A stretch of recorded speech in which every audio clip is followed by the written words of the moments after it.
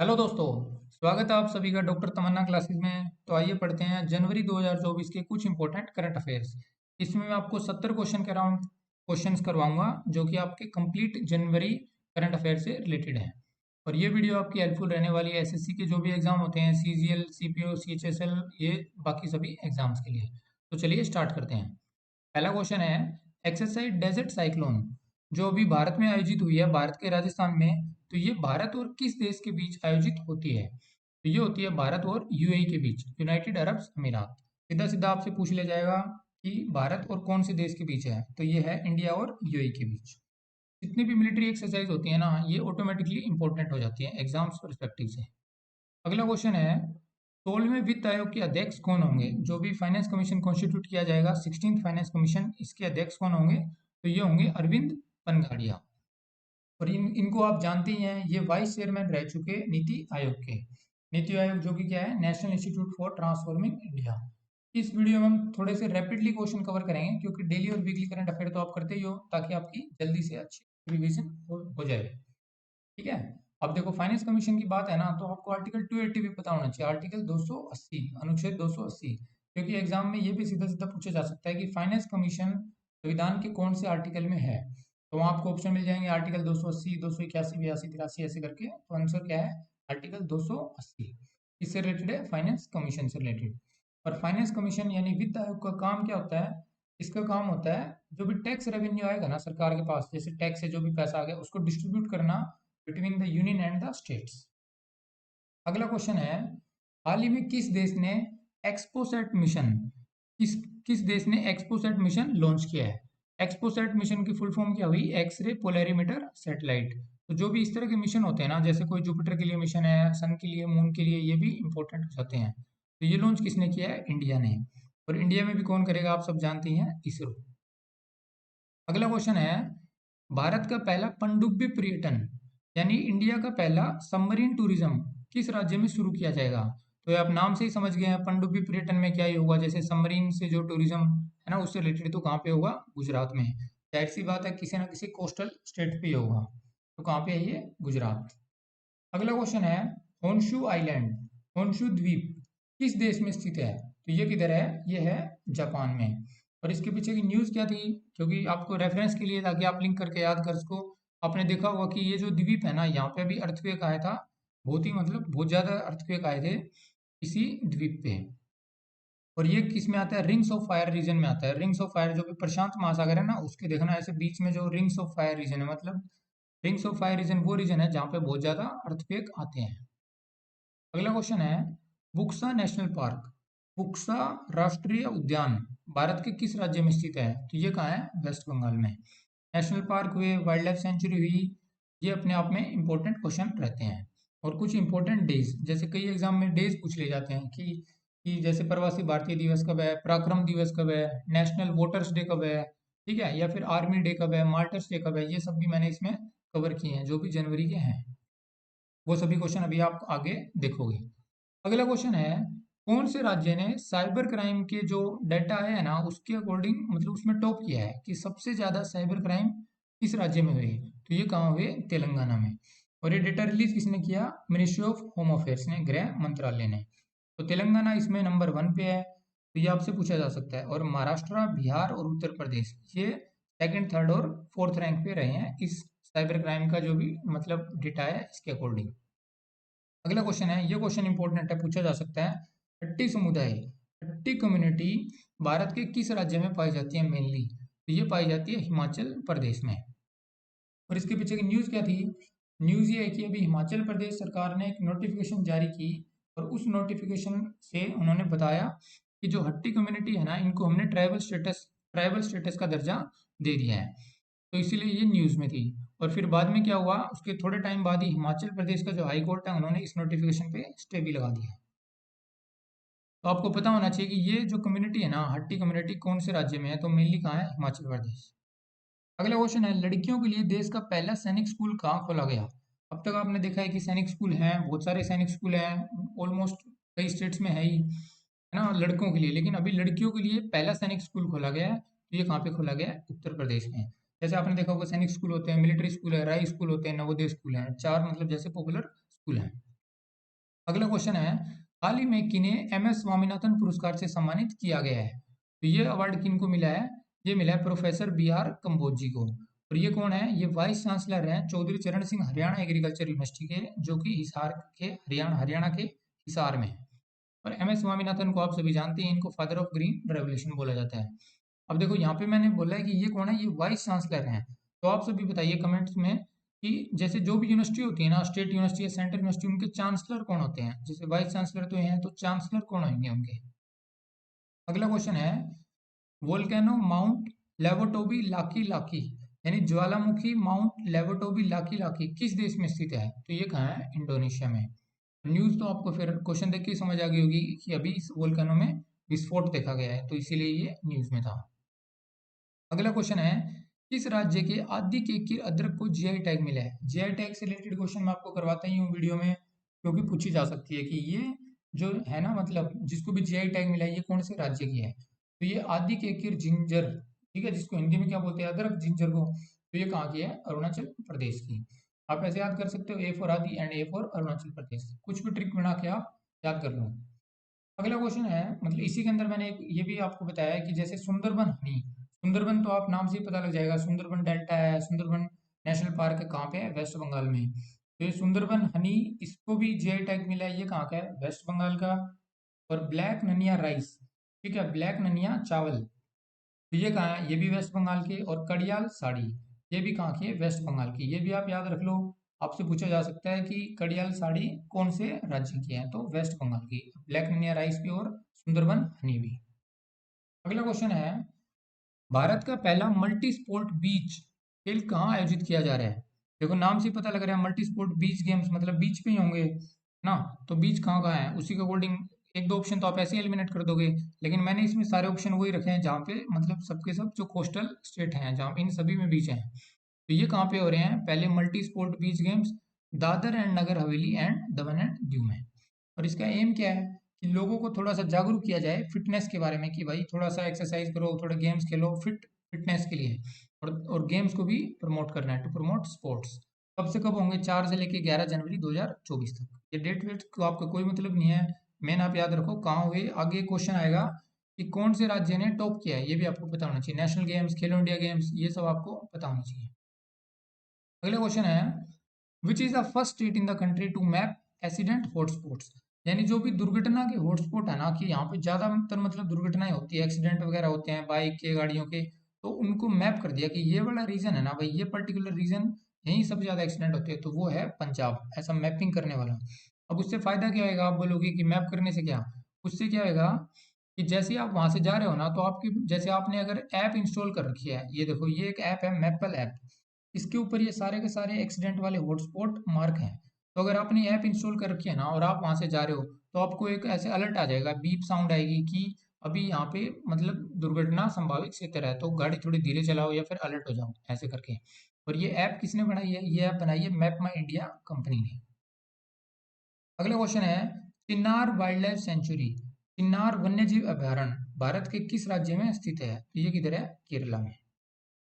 Next question है, Chandubi festival, Chandubi त्योहार कहाँ पे मनाया जाता है? तो ये है असम का। और देखो आपसे ऐसे ना पूछ के ये पूछा जा सकता है कि चंदुबी लेक किधर है? तो ये लेक भी कहाँ है? असम में। इसी के नेम पे ये फेस्टिवल है लेक के, ठीक है। तो चंदुबी लेक आपसे पूछी जा सकती है, चंदुबी झील किधर? असम में। फेस्टिवल कब से कब हुआ? 1 से लेके 5 जनवरी तक। ये क्वेश्चन इंपॉर्टेंट है, वैसे तो ये स्टैटिक जीके का क्वेश्चन बनता है, लेकिन अभी करंट अफेयर से रिलेटेड करके, मतलब आजकल ऐसे क्वेश्चन पूछे जा रहे हैं स्टैटिक के भी करंट से रिलेट करके। तो अभी बिम्स्टेक न्यूज में था, तो इसीलिए मैंने ये क्वेश्चन यहाँ पे रखा है। क्वेश्चन क्या है कि इनमें से कौन सी कंट्री बिम्स्टेक का सदस्य नहीं है? तो थाईलैंड तो है, म्यांमार भी है, नेपाल भी है, तो फिलीपींस नहीं है, बिम्स्टेक का सदस्य है।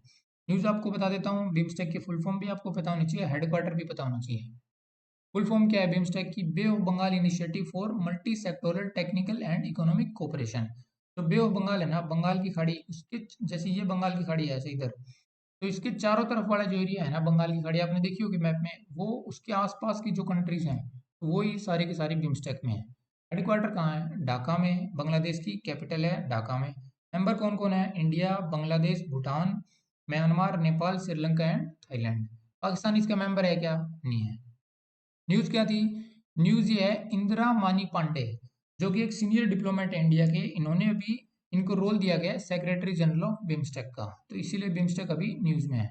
आपको इतना पता होना चाहिए कौन सी कंट्री इसके मतलब मेंबर्स हैं, और हेडक्वार्टर तो आपको पता होना ही होना चाहिए। सार्क का हेडक्वार्टर बताइए आप लोग कमेंट सेक्शन में कि सार्क का हेडक्वार्टर कहाँ है। अगला क्वेश्चन है जल्लीकट्टू फेस्टिवल। जल्लीकट्टू उत्सव भारत के किस राज्य से संबंधित है? बहुत बार न्यूज में रहता है, आप सबने देखा भी होगा, हर टाइम मतलब जब भी इसका फेस्टिवल आता है न्यूज में रहता है, कवर होता है। तो ये कहाँ पे है? तमिलनाडु में। और ये सेलिब्रेट किया जाता है as a part of Pongal harvest celebrations. तो आपसे पोंगल भी पूछा जा सकता है कि पोंगल त्योहार कौन से राज्य का है। अगला क्वेश्चन है लाओखोआ एंड बूरा चापोरी वाइल्ड लाइफ सेंचुरीज, ये कौन से राज्य में स्थित है? लाओखोआ और बूरा चापोरी वन्य जीव अभयारण्य ये कहाँ पे हैं? ये है असम में। न्यूज़ क्या है? न्यूज़ आपको याद नहीं रखनी, न्यूज़ मैं आपके रेफरेंस के लिए बताता हूँ ताकि आप रिलेट करके याद कर सको। न्यूज़ क्या थी कि अभी 40 साल के बाद यहाँ पे 2 राइनोसोरस देखे गए हैं। राइनोसोरस मतलब जो गैंडे होते हैं, वो यहाँ पे 2 देखे गए अभी 40 सालों के बाद। तो आप बोलोगे कि इसमें क्या खास है? मतलब ये हुआ कि देखो पहले यहाँ पे 1983 तक इन सेंचुरीज में राइनोज होते थे, लेकिन इनको क्या हुआ, इनको जैसे शिकार कर लिया गया या फिर ये छोड़ छोड़ के चले गए, तो अभी दोबारा इन्हीं मतलब जो वन्यजीव अभयारण्य है ना, इन्हीं सेंचुरी में ये दोबारा अभी आए हैं, इसीलिए तो आपको ये पता होना चाहिए बस कि ये वाइल्ड लाइफ सेंचुरी किधर है, किधर है? असम में। और काजीरंगा नेशनल पार्क किधर है? वो भी असम में है, राइनो के लिए पॉपुलर है। नेक्स्ट क्वेश्चन है स्वामित्व स्कीम। स्वामित्व योजना इनमें से किस मंत्रालय के अंतर्गत आती है? तो ये मैंने इसके 4 ऑप्शन है, ministry of agriculture, tribal affair, urban development, तो ये किस में आएगी? मिनिस्ट्री ऑफ पंचायती राज।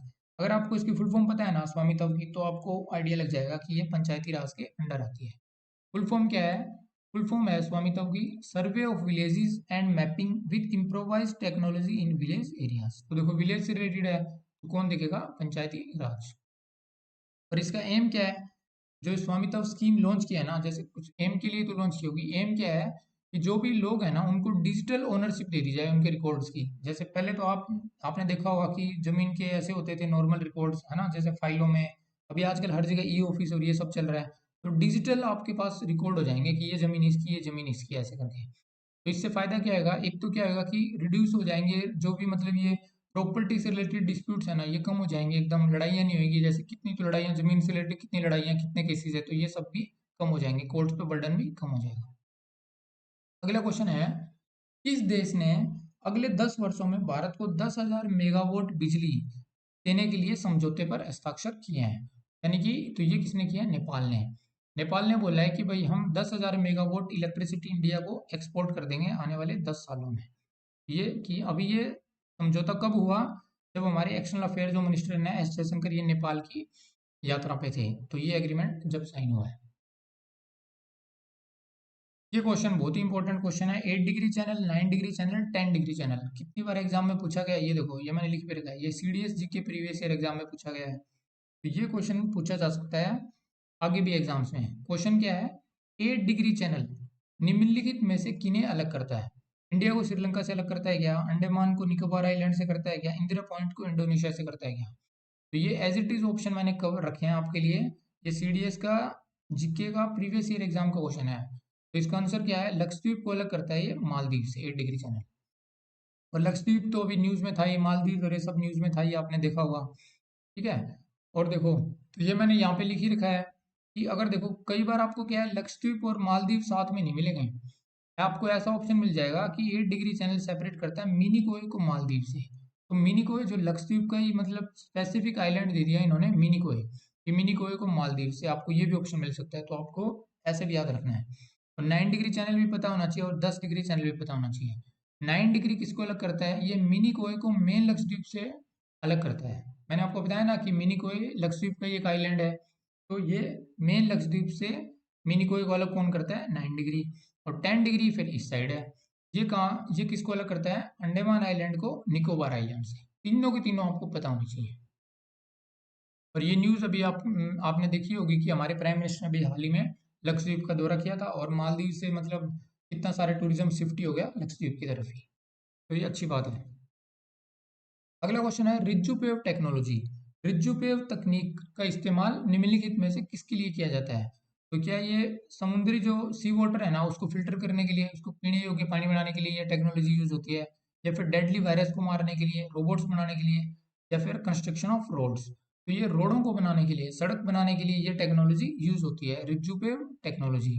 और न्यूज़ क्या है, अभी हाल ही में जो बीआरओ है ना, बॉर्डर रोड ऑर्गेनाइजेशन, जो मेनली हिली एरियाज में बॉर्डर्स पे रोड बनाती हैं, उन्होंने रिजुपेव टेक्नोलॉजी का इस्तेमाल करते हुए हाई एल्टीट्यूड एरिया, जो इंडिया और चाइना बॉर्डर के पास जो एरिया है अरुणाचल वाला, वहाँ पे इस टेक्नोलॉजी का इस्तेमाल करते हुए रोड्स बनाए हैं। और ये अच्छी बात क्या है, ये हमारी खुद की है, इंडिजिनस है, जो ऐसे नहीं कि हमने कहीं से इंपोर्ट किया, हमारी स्वदेशी टेक्निक है। और हाई एल्टीट्यूड पे मैंने आपको बता दिया ना, हाई एल्टीट्यूड वाले एरिया पे जहाँ पे टेम्परेचर कम रहता है वहाँ पे ये रोड बनाने के लिए इस्तेमाल की जाती है। सीधा आपको इतना पता होना चाहिए कि टेक्नोलॉजी किससे रिलेटेड है। कभी आप जल्दबाजी में ऐसा ना हो कि एआई, आजकल एआई का चल रहा है सब, कि भाई आर्टिफिशियल इंटेलिजेंस से रिलेटेड है, ऐसा करके आपको क्लिक नहीं करना है। नेक्स्ट क्वेश्चन है, जितने भी डे है ना जनवरी में, मैंने सिर्फ इंपॉर्टेंट वाले कवर किए हैं। बहुत सारे डे आते हैं जनवरी में, तो आपको ये सब तो पता होने चाहिए जो मैंने इसमें कवर किए हैं। तो इसमें से पहला डे है कि प्रवासी भारतीय दिवस। ये हम कब ऑब्जर्व करते हैं, ये करते हैं 9 जनवरी को।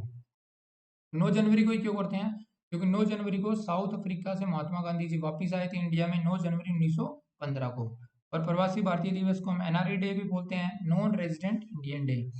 और ये क्यों मनाया जाता है, ये इसलिए मनाया जाता है कि जो भी इंडियंस बाहर रह रहे हैं ना, उनका कंट्रीब्यूशन को रिकॉग्नाइज करने के लिए कि यस, कि आपने भी इंडिया की ग्रोथ में ये आपका कंट्रीब्यूशन है, उनको एक तरीके से थैंक यू बोलने के लिए। अगला क्वेश्चन है, आईसीसी टी20 वर्ल्ड कप 2024, टी20 विश्व कप 2024 पुरुष की मेजबानी किस देश द्वारा की जाएगी। तो अभी वर्ल्ड कप आने ही वाला है, तो ये कौन कर रही है, यूएसए और वेस्ट इंडीज। और यूएसए शायद पहली बार कर रही है होस्ट ऐसा वर्ल्ड कप, तो ये आप देख लीजिए, मतलब पहली बार कर रही है, दूसरी बार हमें कोई मतलब भी नहीं है, लेकिन आपको ये पता होना चाहिए कि कौन सी कंट्री इसको होस्ट कर रही है, तो यूएसए और वेस्ट इंडीज संयुक्त रूप से। अगला क्वेश्चन है, लांजिया सोरा पेंटिंग जो भी खबरों में थी वो किस राज्य की है, तो ये है उड़ीसा की। खबरों में क्यों थी, क्योंकि इसे जीआई टैग मिला है। जीआई टैग से ऊपर आपको क्वेश्चन करवाया ना मैंने, रिलेटेड क्वेश्चन, सुंदरबन हनी करवाया, ब्लैक ननिया राइस करवाया, याद है। अगला क्वेश्चन है, चंद्रयान मिशन पेरेग्रीन 1 किस देश द्वारा लॉन्च किया गया है, ये लॉन्च किसने किया है, यूएसए ने। अभी वाइब्रेंट गुजरात समिट हुई थी, उसकी थीम क्या थी, अभी जो हुई है ये हर 2 साल में से एक बार होती है, तो ये कब हुई, 10 से लेके 12 जनवरी को हुई। जाहिर सी बात है कहाँ पे हुई, गुजरात में ही। तो इसकी थीम क्या है, गेटवे टू द फ्यूचर, पूछी जा सकती है एग्जाम में। और इसके अंदर हमारे प्राइम मिनिस्टर मोदी जी ने स्पीच दी थी, उन्होंने इसके अंदर क्या बात बोली है इस समिट में, कि हमारा गोल है इंडिया को एक डेवलप्ड कंट्री बना देना अगले 25 सालों के अंदर। तो बहुत ही अच्छा विजन है।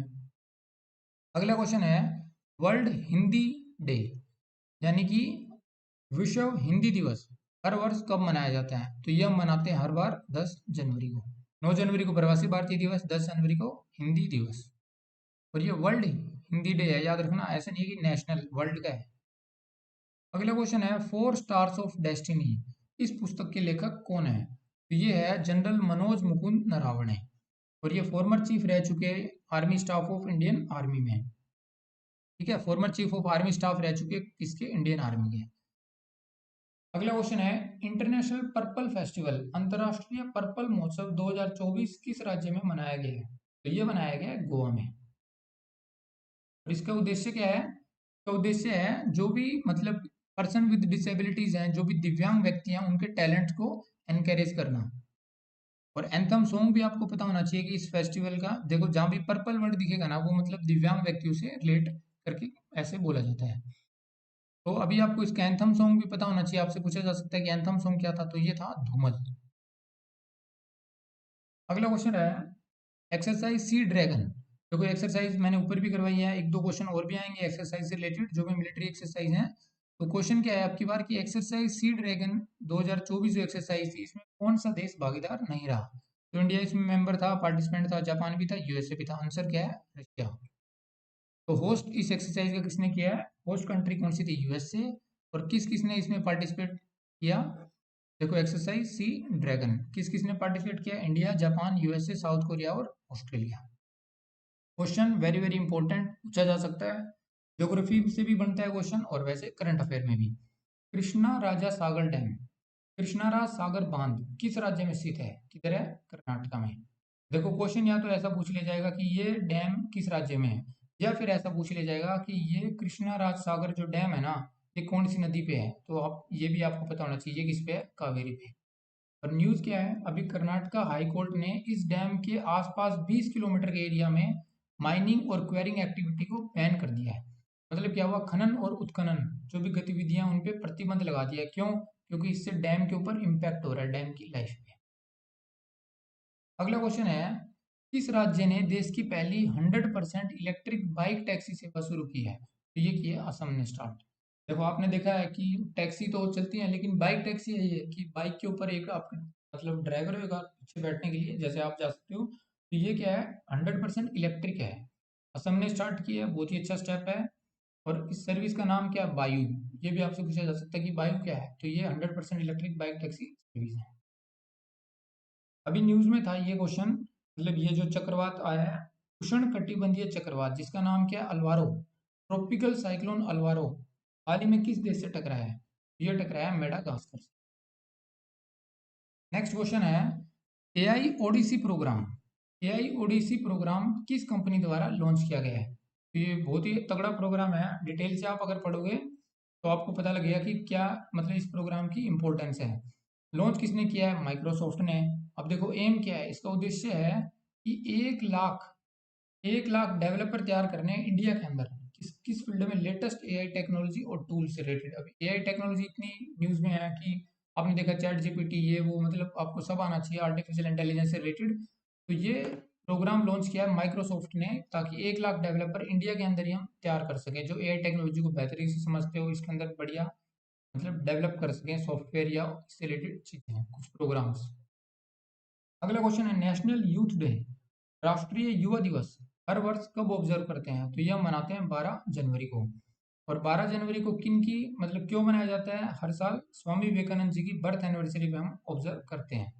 अब देखो ये क्या पता पूछा जाए ना पूछा जाए, लेकिन ये जो 3 फैक्ट है ना, ये क्वेश्चन मैंने इसीलिए कवर किया है कि स्वामी विवेकानंद जी से रिलेटेड ये 3 फैक्ट हैं, ये आपको पता होने ही होने चाहिए। पहले तो इनका चाइल्डहुड नेम पूछा जाता है कि स्वामी विवेकानंद जी का बचपन का नाम क्या था? तो ये था नरेंद्र नाथ दत्ता। अगला है कि इनके गुरु जी का नाम क्या था? तो इनके गुरु थे रामकृष्णा परमहंस। और इन्हीं के नाम पे इन्होंने मिशन लॉन्च किया था, स्वामी विवेकानंद जी ने रामकृष्णा मिशन, कब? 1897 में। तो क्वेश्चन कैसे बनता है कि रामकृष्ण मिशन किनके द्वारा स्टार्ट किया गया? और ये बाकी 2 क्वेश्चन और। अगला क्वेश्चन है, अभी स्वच्छ सर्वेक्षण पुरस्कार 2023 लॉन्च हुए हैं, तो उनमें सबसे स्वच्छ राज्य का पुरस्कार किस राज्य ने जीता है? अब देखो आपको लगेगा मध्य प्रदेश, क्योंकि मध्य प्रदेश का इंदौर है ना, उसको हर बार अवार्ड मिलता ही है क्लीनेस्ट सिटी में, लेकिन इसका आंसर है महाराष्ट्र।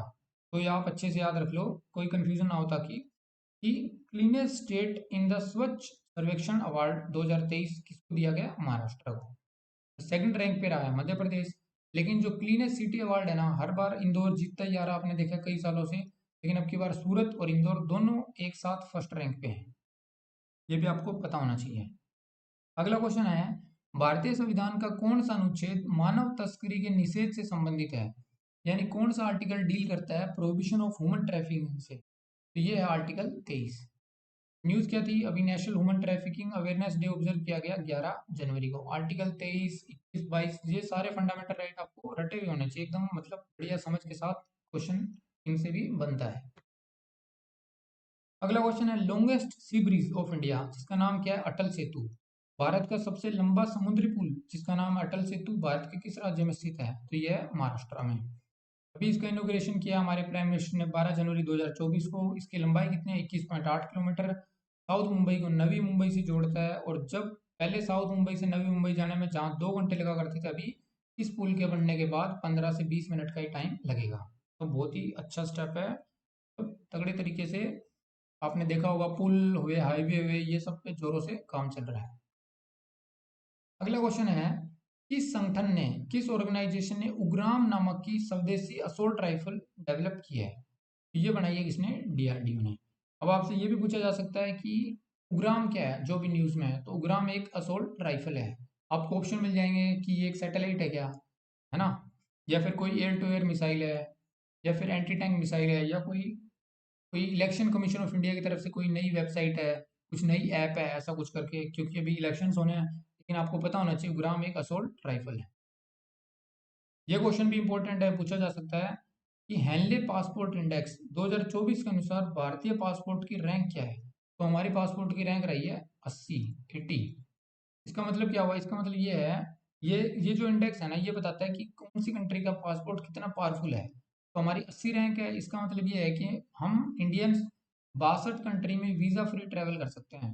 मतलब बिना वीज़ा के आप वहाँ जाओ, वीज़ा ऑन अराइवल या फिर ऐसी जो भी, मतलब वीज़ा लेने की जरूरत नहीं है, या तो वीज़ा ऑन अराइवल मिलेगा या फिर ऐसी कुछ और फैसिलिटी। तो आपके मन में ये आता होगा क्वेश्चन कि तो फिर ऐसा सबसे पावरफुल पासपोर्ट कौन सी कंट्री का है।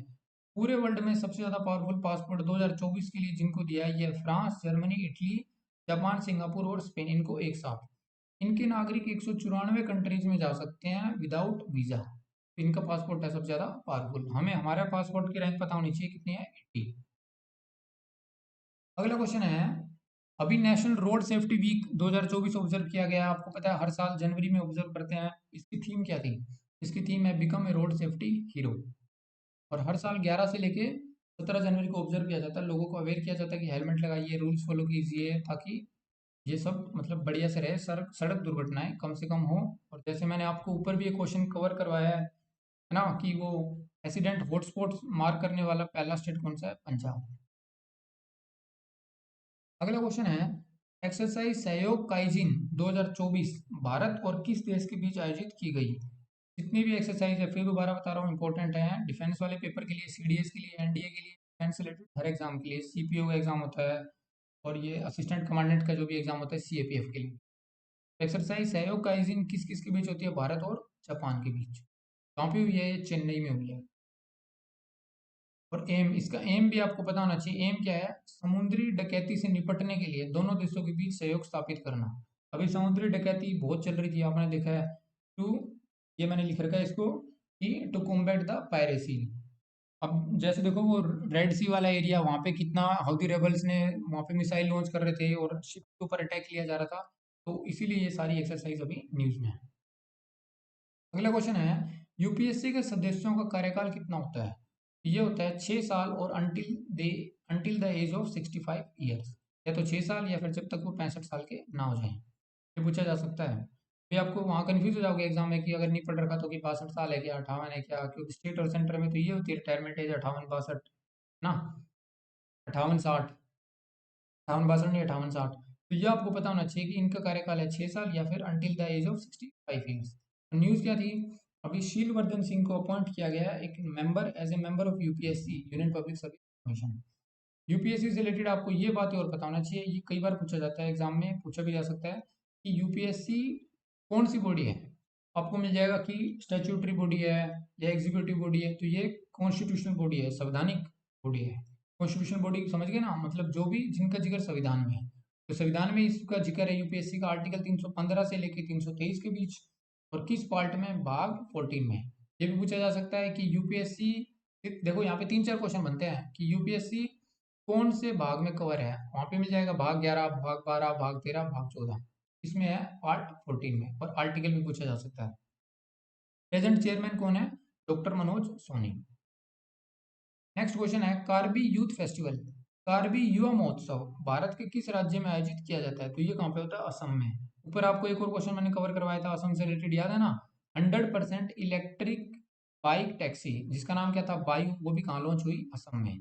तो कार्बी यूथ फेस्टिवल भी कहाँ पे होता है? असम में। अब अभी न्यूज में अभी की बार इंपॉर्टेंट क्यों है? इसका 50वां एडिशन है। कब हुआ? 12 से लेके 19 जनवरी के बीच। ये भी अच्छा इंपॉर्टेंट क्वेश्चन है। इंटरनेशनल कैमल फेस्टिवल, अंतर्राष्ट्रीय ऊंट महोत्सव, कहाँ पे आयोजित किया गया? बीकानेर में। कहाँ? बीकानेर कहाँ है? राजस्थान में। 12 से लेके 14 जनवरी तक हुआ। ये आपको पता होना चाहिए। सीधा सीधा पूछा जा सकता है, इंटरनेशनल ईयर ऑफ द कैमेलिड्स, मतलब या फिर ऐसा पूछा जा सकता है कि यूनाइटेड नेशंस ने वर्ष 2024 को कौन सा ईयर घोषित किया है? तो ये किया है इंटरनेशनल ईयर ऑफ द कैमेलिड्स। जैसे देखो 2023 को इंटरनेशनल ईयर ऑफ मिलेट्स घोषित किया गया था। मिलेट्स मतलब जो मोटे अनाज होते हैं, ज्वार बाजरा ये सब। तो वैसे ही 2024 को इंटरनेशनल ईयर ऑफ कैमिलेट्स घोषित किया गया है। कैमिलेट्स का मतलब क्या है? जो कैमिलेट्स मतलब जो कैमल की प्रजाति के जो भी जानवर है, जो गद्देदार पैर होते हैं जिनके, जैसे ऊंट और ये सारे हैं, ठीक है। तो क्यों घोषित किया गया? क्योंकि बहुत सारी कंट्रीज में कैमिलिड्स के अंदर जो भी आते हैं ना जानवर, उनकी बहुत ज़्यादा इंपॉर्टेंस है टूरिज्म में भी, लोगों की लिवलीहुड, और इसीलिए तो कैमिलिड्स की इंपॉर्टेंस को दर्शाने के लिए यूएन ने इसको 2024 को इंटरनेशनल ईयर ऑफ कैमिलिड्स घोषित कर दिया। नेक्स्ट क्वेश्चन है, प्रभा अत्रे जो कि एक शास्त्रीय गायिका थी, किस घराने से संबंधित थी? तो ये थी किराना घराने से। देखो ये कई बार पूछा जाता है कि कौन सा व्यक्ति कौन से घराने से संबंधित था, या फिर वो कौन सा यंत्र बजाते हैं, सेनाई वादक हैं क्या, या फिर तबला बजाते हैं, सितार बजाते हैं, या फिर इनका घराना। इसमें दो ही टाइप के क्वेश्चन होते हैं बस। तो ये थी किराना घराने से। न्यूज क्या है, अभी 91 वर्ष की आयु में इनका निधन हो गया है। अगला क्वेश्चन है यक्ष ज्ञान। यक्ष गान किस राज्य का नृत्य है? अभी न्यूज में है तो किसका है? कर्नाटक का। ये सारे के सारे नृत्य आपको पता होना चाहिए। स्टैटिक की मैं आपकी वीडियो में एकदम सारे कवर कर दूंगा कि असम का बिहू है, ठीक है, ये सारे के सारे। यक्ष ज्ञान कर्नाटक का, पोंगल और ये सब। अगला क्वेश्चन है, न्यू जनरेशन की जो मिसाइल है जिसका नाम है आकाश एनजी, ये किस टाइप की मिसाइल है?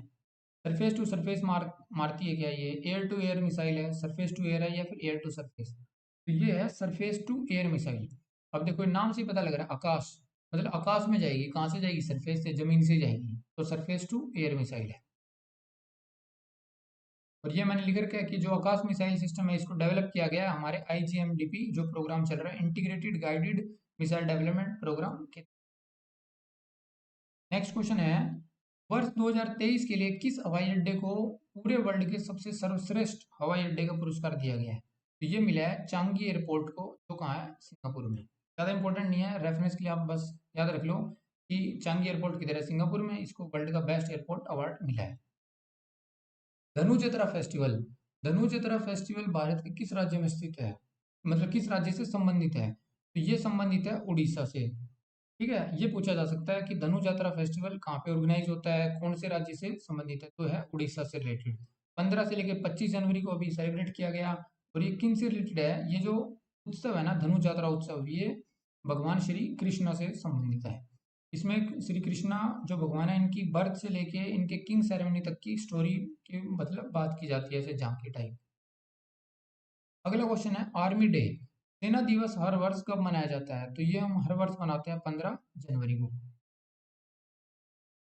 अभी देखो मैंने आपको ऊपर ये क्वेश्चन करवाया था कि first multi sport beach games कहाँ पे हो रहे थे? दमन एंड दीव, दादर नगर हवेली, है ना, करवाया था, याद है? तो अभी क्वेश्चन क्या है कि जो ये first multi sport beach games हुए थे ना, इसमें कौन सा राज्य ने टॉप किया है मेडल टैली में? तो ये टॉप किया है मध्य प्रदेश ने। कहाँ हुए थे मैंने आपको करवाई दिया, दादर नगर हवेली, दमन एंड दीव में। अगला क्वेश्चन है पेंच टाइगर रिजर्व, पेंच बाघ अभ्यारण्य, ये भारत के किस राज्य में स्थित है? तो देखो ये कंफ्यूजन होती है कि मध्य प्रदेश में है, ज्यादातर इसका पार्ट मध्य प्रदेश में, लेकिन ये मध्य प्रदेश और महाराष्ट्र दोनों में ही है। तो आंसर क्या आएगा? Both B and C. News क्या थी? This park has become India first dark sky park. ये पार्क को पहला डार्क स्काई पार्क घोषित किया गया है। डार्क स्काई पार्क का मतलब क्या है? जैसे देखो रात जैसे जैसे होती है, जैसे गांव में आपने देखा होगा, वहां पे जैसे मतलब ज्यादा लाइटें वाइटें नहीं होती, तो एक तरीके से लाइट पोल्यूशन ज्यादा होता नहीं, तो एनिमल्स के लिए थोड़ा कंफर्टेबल जोन रहता है, रिसर्चर्स के लिए बढ़िया रहता है। तो इस तरह का पार्क जहाँ पे ज्यादा लाइटनिंग ना हो, थोड़ी शांति हो, लाइट पोल्यूशन ना हो, तो ये डार्क स्काई पार्क बोलते हैं उनको। जहाँ पे एकदम मतलब डार्क स्काई दिखे, एकदम तारे भी देख पाओगे आप, सब कुछ। शहरों में तो जैसे तारे वगैरह कहाँ दिखते हैं, तो इसीलिए ये न्यूज में था, पेंच टाइगर रिजर्व। नेक्स्ट क्वेश्चन है, हाल ही में जीआई टैग प्राप्त कच्ची खरेक किस राज्य का है? तो ये कहाँ का है? गुजरात का। और देखो ये कहाँ का है? कच्छ का है, तो इसके नाम पे ही पड़ा है, कच्छ के नाम से क्या बना? कच्ची खरेक। ठीक है, और ये कहाँ पे है?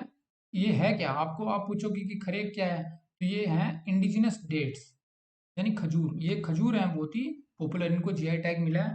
पूछा जा सकता है कहाँ के हैं? गुजरात के। अगला क्वेश्चन है, as per global firepower index 2024 India की रैंक क्या रही? ग्लोबल फायर पावर इंडेक्स हर साल लॉन्च होता है, वैश्विक मारक क्षमता सूचकांक 2024। इसके अनुसार भारत की रैंक क्या थी? इंडिया की रैंक थी 4th। और ये रिलीज होता है कंट्री की मिलिट्री स्ट्रेंथ के बेस पे कि कौन सी कंट्री की मिलिट्री कितनी पावरफुल है। तो टॉप 3 कंट्रीज कौन कौन सी है? फर्स्ट पे यूएसए, सेकंड पे रशिया, और थर्ड पे चाइना। अगला क्वेश्चन है, ऑपरेशन सर्वशक्ति किस संगठन द्वारा स्टार्ट किया गया है? Operation Sarvashakti is launched by which organisation? तो किसने लॉन्च किया है? इंडियन आर्मी ने। क्यों लॉन्च किया है? ताकि जो भी टेररिस्ट एक्टिविटीज है ना पाकिस्तान की साइड से, उनको स्टॉप किया जा सके। एक ऑपरेशन ऑल आउट भी लॉन्च किया था पहले, आपको याद हो मैंने करवाया था ऑपरेशन ऑल आउट, कहाँ पे, जम्मू एंड कश्मीर में। नेक्स्ट क्वेश्चन है रमेश बाबू प्रज्ञानंदा, ठीक है, रमेश बाबू प्रज्ञानंद किस खेल से संबंधित है? तो ये संबंधित है चेस से, शतरंज से। अभी न्यूज में क्यों है? क्योंकि अभी ये इंडिया के नंबर 1 चेस प्लेयर बन गया, क्योंकि इन्होंने हाल ही में करंट जो वर्ल्ड चेस चैंपियन है उनको हरा दिया है। तो ये नंबर 1 पोजीशन पे अभी, इसलिए ये न्यूज में थे। आपको पता होना चाहिए कौन से खेल से संबंधित है। नेक्स्ट क्वेश्चन है निम्नलिखित में से 10वें सिख गुरु कौन थे? तो ये आपको सारे के सारे जो भी सिख गुरु हैं सबके सब आपको पता होना चाहिए कि कौन थे। तो अभी इसका आंसर क्या है? गुरु गोविंद सिंह जी, ये सिखों के 10वें गुरु थे। न्यूज क्या थी? अभी 17 जनवरी 2024 को गुरु गोविंद सिंह जी का प्रकाश पर्व मनाया गया है। तो आपको ये पता होना चाहिए, और साथ में ये भी कई बार क्वेश्चन पूछा जाता है कि खालसा पंथ की स्थापना किन्होंने की थी? तो ये भी की थी गुरु गोविंद सिंह जी ने। अगला क्वेश्चन है एक्सरसाइज एक्सरसाइज अयुतत्या अयुतत्या अभ्यास भारत और किस देश के बीच आयोजित किया गया है? तो ये इंडिया और थाईलैंड के बीच है। 3-4 क्वेश्चन हो गए हैं एक्सरसाइज रिलेटेड। दोबारा दोबारा आप देखोगे तो आपको अच्छे से याद हो जाएंगे, नोट्स बना लो प्रॉपर। ये सारे के सारे इंपॉर्टेंट है मिलिट्री एक्सरसाइज। नेक्स्ट क्वेश्चन है सिक्स्थ खेलो इंडिया यूथ गेम्स 2024 कहाँ पे आयोजित किए गए? तो ये कहाँ हुए? तमिलनाडु में। 19 से लेके 31 जनवरी तक हुए। आपसे इसका मैस्कोट पूछा जा सकता है। मैस्कोट क्या है इन गेम्स का? वीर मंगई वेलु नचियार। अब देखो ये इसका मैस्कोट है। अभी इनके बारे में आपको बता दूं, रानी वेलु नचियार जो कि फर्स्ट इंडियन क्वीन थी जिन्होंने ईस्ट इंडिया कंपनी के अगेंस्ट लड़ाई स्टार्ट की थी। और इनको इनको तमिल जो है ना वीर मंगई के नाम से भी जानते हैं, इनको ऐसा बुलाते हैं। वीर मंगई का मतलब क्या है? Brave women. तो यही है वीर मंगई वेलु नचियार, ठीक है। क्वीन थी इंडिया की पहली जिन्होंने ब्रिटिश ईस्ट इंडिया कंपनी के अगेंस्ट लड़ाई लड़ी थी। तो इन्हीं के नाम पे ये मैस्कोट है। अगला क्वेश्चन है मून स्नाइपर मिशन किस देश द्वारा लॉन्च किया गया है? तो ये लॉन्च किसने किया है? जापान ने। लॉन्च तो पहले ही हो गया था, लेकिन अभी दोबारा से न्यूज में क्यों था? क्योंकि अभी इसने हाल ही में सॉफ्ट लैंडिंग किया है मून पे। मून स्नाइपर मिशन किसका है? जापान का। पराक्रम दिवस आपको पता होना चाहिए। पराक्रम दिवस हर वर्ष कब मनाते हैं हम? 23 जनवरी को। क्यों बनाते हैं? नेताजी सुभाष चंद्र बोस जी की बर्थ एनिवर्सरी की याद में पराक्रम दिवस। नेशनल गर्ल चाइल्ड डे, राष्ट्रीय बालिका दिवस, ये हर साल हम कब मनाते हैं? 24 जनवरी को। ठीक है, नाम से ही पता लग रहा है क्यों मनाया जाता है नेशनल गर्ल चाइल्ड डे। ताकि अवेयरनेस हो लोगों के बारे में, है ना, डिस्क्रिमिनेशन ना हो, जेंडर इक्वेलिटी और गर्ल्स के राइट को प्रोटेक्ट करना, और इन सभी के लिए नेशनल गर्ल चाइल्ड डे मनाया जाता है। जनवरी में जो भी डे है ना सबके सब इंपॉर्टेंट है। चाहे पराक्रम दिवस हो, चाहे नेशनल वोटर्स डे हो, चाहे नेशनल गर्ल चाइल्ड डे हो, या फिर मैंने आपको पहले करवाया था एनआरआई डे, प्रवासी भारतीय दिवस। अगला क्वेश्चन है प्रधानमंत्री सर्वोदय योजना के तहत कितने घरों में सोलर पैनल लगाए जाएंगे? तो पहले तो आपको ये पता होना चाहिए सर्वोदय योजना किससे रिलेटेड है। तो ये सोलर पैनल लगाए जाएंगे, इससे रिलेटेड है। तो सर्वोदय योजना ये होगी। और कितने घरों में लगाए जाएंगे, कितने घरों की छतों पर? तो 1 करोड़ घरों की छतों पे ये लगाए जाएंगे। इसका टारगेट ये है। और एम क्या है? नाम से ही पता लग रहा है। अगर सोलर पैनल लगेंगे, सोलर पैनल अगर लग रहे हैं तो इसका मतलब क्या है कि भारत को सेल्फ रिलायंट बनाना है एनर्जी सेक्टर में। ऐसा नहीं कि हमें इंपोर्ट करना पड़ रहा है, कोयला इंपोर्ट करना पड़ रहा है, या फिर ऐसी मतलब ऐसी टेक्नोलॉजी से हमें बिजली नहीं बनानी जिसके अंदर हमें इन्वायरमेंट पोल्यूट हो रहा हो। मतलब साफ सुथरी एनर्जी, तो बोलते हैं रिन्यूएबल एनर्जी। तो ये इसका एक तो मोटो है। दूसरा मोटो क्या है? To reduce the electricity bills. जो भी जैसे पुअर पीपल हैं, गरीब घरों में बिल ज़्यादा आता है तो उनको उनके लग जाएंगे तो बिल भी नहीं आएगा। तो ये एक एम है। और ये लॉन्च कब की गई है? हाल ही में लॉन्च की गई है 22 जनवरी 2024 को। हमारे प्राइम मिनिस्टर मोदी जी ने लॉन्च की। जैसे अयोध्या टेम्पल इनोग्रेशन हुआ था उसके बाद मोदी जी आए थे, तो इन्होंने आते ही ये लॉन्च की थी प्रधानमंत्री सर्वोदय योजना। पता होना चाहिए किससे रिलेटेड है और क्या टारगेट है। कई बार ये पूछ ली जाती है फिगर्स की 1 करोड़ घर, 2 करोड़, 3 करोड़ या 4 करोड़। नेक्स्ट क्वेश्चन है एक्सरसाइज खंजर अभ्यास खंजर भारत और किस देश के बीच आयोजित किया गया है? तो ये है भारत और किर्गिस्तान किर्गिस्तान। अब देखो, अब एक बार आपने ये याद कर लिया ना मिलिट्री एक्सरसाइज, तो नेम थोड़ी बदलेगा, ये तो सेम ही रहेगा। आपने एक बार याद कर ली कि एक्सरसाइज सूर्यकिरण किसके बीच है, एक्सरसाइज खंजर भारत और किर्गिस्तान के बीच है, तो ये फिक्स रहेगी। अगली बार बस जैसे क्वेश्चन बनेगा कि अगली बार 7th एडिशन, 8th एडिशन, बस एडिशन बदलेंगे, नेम तो सेम ही रहेगा। तो ये कहाँ पे हुई? हिमाचल प्रदेश में 22 जनवरी से लेकर 3 फरवरी तक।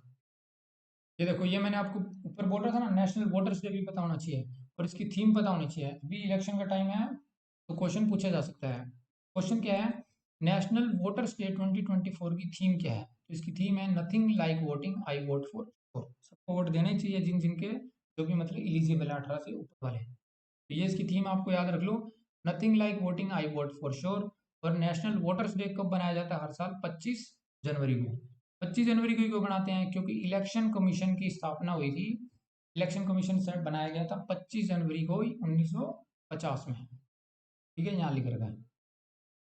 अगला क्वेश्चन है, अभी गणतंत्र दिवस परेड 2024 में किस देश के राष्ट्रपति मुख्य अतिथि थे? तो फ्रांस देश के राष्ट्रपति थे अब की बार रिपब्लिक डे परेड में मुख्य अतिथि, चीफ गेस्ट। और फ्रांस के प्रेसिडेंट कौन है? Mister Emmanuel Macron. और थीम भी पता होना चाहिए आपको, थीम तो आपको पता ही होनी चाहिए बिल्कुल। थीम क्या थी रिपब्लिक डे पे? विकसित भारत एंड भारत लोकतंत्र की मातृका। लास्ट क्वेश्चन के बाद एक क्वेश्चन हो रहा है बस। लास्ट क्वेश्चन क्या है, मार्टर्स डे, शहीदी दिवस। शहीद दिवस हर वर्ष कब मनाया जाता है? 30 जनवरी को। और ये कब क्यों मनाया जाता है? ये मनाया जाता है डेथ एनिवर्सरी को, मतलब ये महात्मा गांधी जी की डेथ एनिवर्सरी की याद में मनाया जाता है 30 जनवरी की। अगला क्वेश्चन है, चंबल नदी किस नदी की सहायक नदी है?